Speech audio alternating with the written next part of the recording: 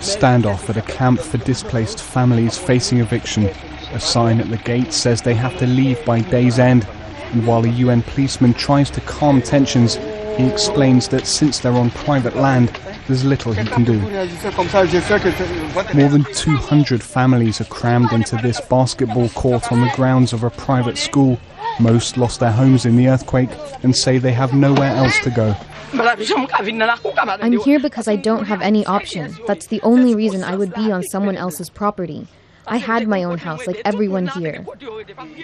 On the other side of the fence, life at the school is returning to normal. And the patience of the owners who've had tents on their property since the earthquake hit is beginning to ebb. The headmistress says she doesn't want to see anyone on the street, but that she has other issues to consider.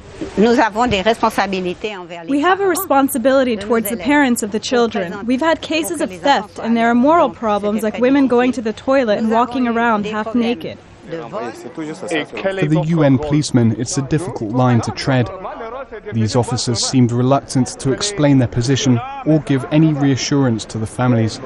But if these families have nowhere to go, will they be allowed to stay? We don't know about that. Eventually, we were directed to the UN's deputy chief in Haiti, who told us the UN was so concerned about evictions happening in Port-au-Prince that it's issuing new guidelines for the Haitian government. It is complicated. On the one hand, you have schools that need to open. On the other hand, displaced people have rights too, and you can't just throw them off the land unless you have an alternative. So, as I said, the issue is a concern. Actual incidents have been few, but they point to the need for action before it gets worse.